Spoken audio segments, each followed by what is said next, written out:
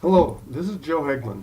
This is the first of two videos on how to create an absence with an expense and reimbursement form attached. We are making these videos for two reasons. First of all, Frontline has made some changes in their formatting process that we need to address.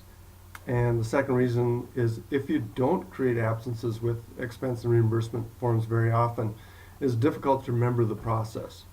So this first video will go through the steps of how to create the absence in Aesop, how to create the expense reimbursement form, and then how to attach that expense and reimbursement form to the absence. And the second video will cover the steps of completing the reimbursement expense form after the absence and how to submit that expense reimbursement form for payment. So let's get started. The first step is to log into Aesop, and that's going to be your ID or user name, which is your phone number, and then your PIN, and that PIN is just something that you selected, randomly created, or if you edited, you could create your own PIN if you wanted. So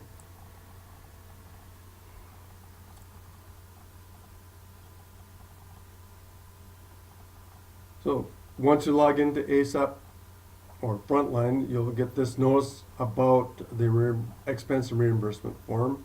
You can dismiss that.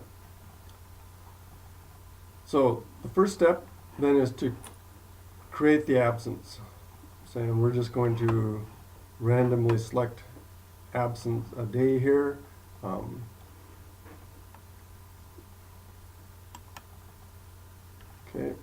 I want to create that absence on the 14th.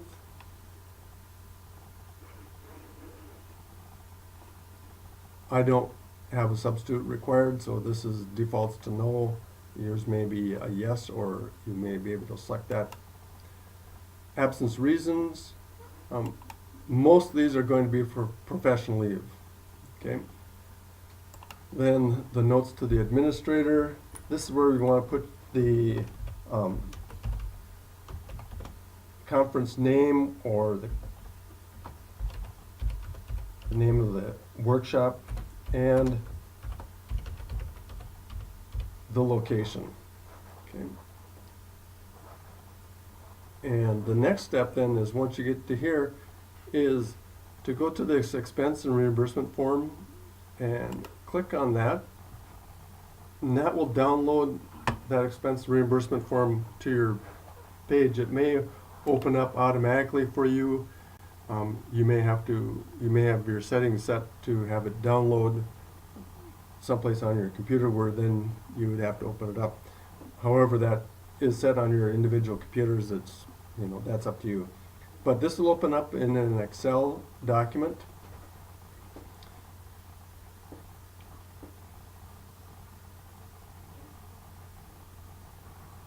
Give that a minute here to get going.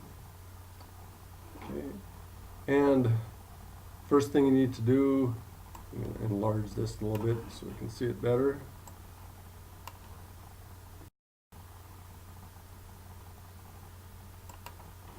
First thing you need to do is click on this Enable Editing button right here.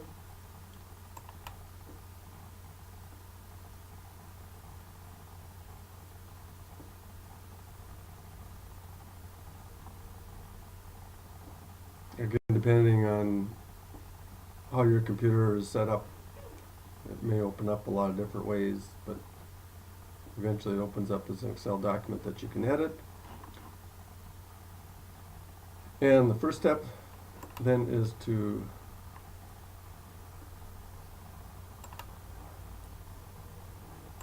enter your name, your address. I'm not going to go through all that. Address, the date of the trip, and we said that was November 17th, 2017. This is an overnight travel, so I'm going to select overnight. And The event is the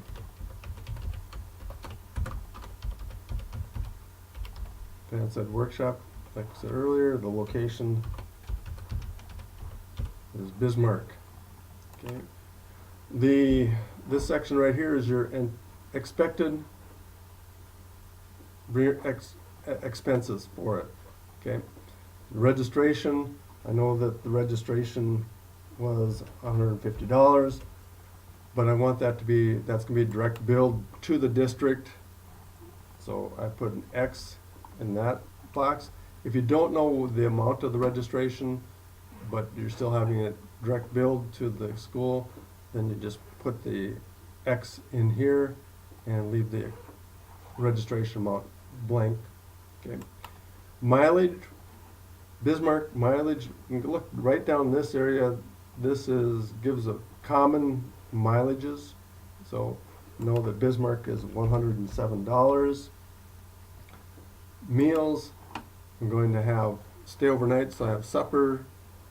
And if you're not sure, you can go down here and say, well, I know that I have one dinner, which is $17.50, and the next day I'm going to have a lunch, breakfast and lunch, excuse me. Breakfast would be $7, and lunch is $10.50. Okay, so that's a total of $35. I know that's what's going to be my expenses, so I can do $35 there. Lodging is overnight. I'm not sure what the hotel rate is, but we're going to direct bill that. So I select the X there. So I knew what the registration, the mileage, meals were. I wasn't sure about the lodging, but that's how I complete that. I want direct billed for registration and lodging. Okay. All right. So if you figured this, use this to calculate those expenses, you can just leave that, or else you can erase it. But at this point, you just do a save as, and I have a folder on my desktop. You can save it anywhere you want. I have one that's just titled Hegland Aesop. So I'm going to open that up, and this is 2017, and I'm going to save it as Hegland, okay, period, and that's a big change. We used to use commas there, but that's one of the changes in Frontline now. You cannot use commas. The computer, it won't, the programming doesn't allow for that. So don't use commas, use periods if you use any punctuation at all. So big one J, and the date, we said it was 11/17, and that's what I'm going to save it as. Okay, so I've saved that folder. Just say continue, and then I can close that out. And then I go back to my absence that I've in the process of creating. I go right here to choose file, and then I look for that file. So I go to my desktop, and I have those Hegland Aesop folder 2017-18, and this one was the Hegland 11/17. So I open that one up, and now that's all right here. Okay, and I just say create the absence.